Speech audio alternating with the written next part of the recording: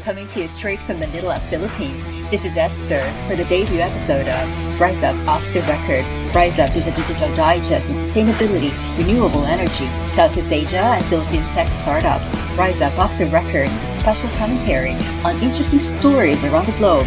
This debut takes you to the recent tragic story of the Titanic obsession, 111 years of tragedy leading to the Titan's submersible nightmare. Special thanks to People Magazine for their in-depth coverage. Hello again, this is Esther for part 2 of our Titanic and the Titan submersible feature. So what has kept people interested in Titanic over the years? Let's take a closer look at some of the fascinating details of this legend.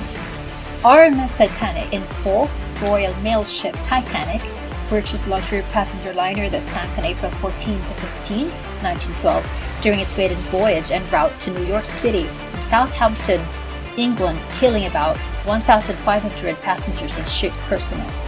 One of the most infamous tragedies in modern history, it inspired numerous stories, several films, and a musical, and has been the subject of much scholarship and scientific speculations. On April 10, 1912, the Titanic set sail on its maiden voyage, traveling from Southampton, England to New York City. Nicknamed Millionaire Special, the ship was fittingly captained by Edward J. Smith, who was known as the Millionaire's Captain because of his popularity with wealthy passengers. Indeed, on board were a number of prominent people, including American businessman Benjamin Guggenheim, British journalist William Thomas Stead, and Macy's department store co-owner Isidore Strauss and his wife Ida. John Jacob Astor and his wife Madeline and Molly Brown were also on board. On the evening of April 14, the Titanic began to approach an area known to have icebergs. Captain Smith slightly altered the ship's course to head further south. However, he maintained the ship's speed of some 22 knots. At approximately 11:40 p.m., about 400 nautical miles south of Newfoundland, Canada, an iceberg was sighted, and the rest is history. Although the majority of dead were crew members and third-class passengers, many of the era's wealthiest and most prominent families lost members. Among them, Isidore and Ida Strauss and John Jacob Astor. The popular mind, the glamour associated with the ship, its maiden voyage, and its notable passengers magnified the tragedy of its sinking. Legends arose almost immediately about the night's events, those who had died and those who survived. Heroes and heroines such as American Molly Brown, who helped command the lifeboat, and Captain Arthur Henry Rostron of the Carpathia were identified and celebrated by the press. There was a strong desire to explain the tragedy, and inquiries into the sinking were held in the United States and Great Britain. The U.S. investigation lasted from April 19 to May 25, 1912, was led by Senator William Alden Smith. In all, more than 80 people were interviewed.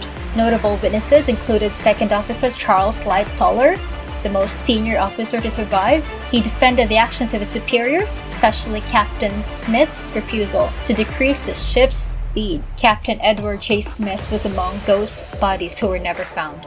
Many passengers also testified to the general confusion on the ship. A general warning was never sounded, causing a number of passengers and even crew members to be unaware of the danger for some time.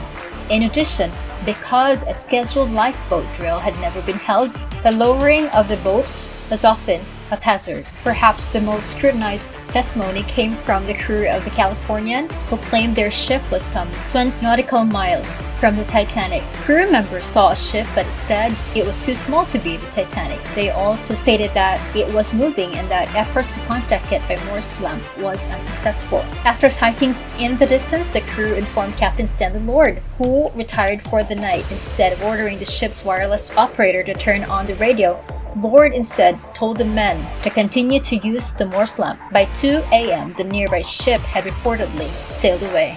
In the end, the U.S. investigation faulted the British Board of Trade, quote, to whose laxity of regularization and hasty inspection the world is largely indebted for this awful fatality, unquote.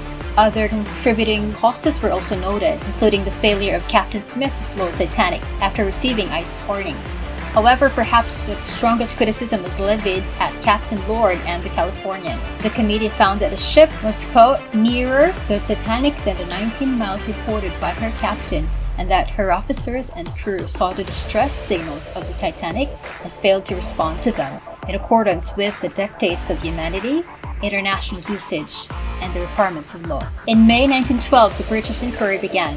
It was overseen by the British Board of Trade. Little new evidence was discovered during the 28 days of testimony. The final report stated that the loss of the ship was due to collision with an iceberg brought about by the excessive speed at which the ship was being navigated. And that's it for this second episode. Thank you so much for listening. Stick around for part 3 coming very soon.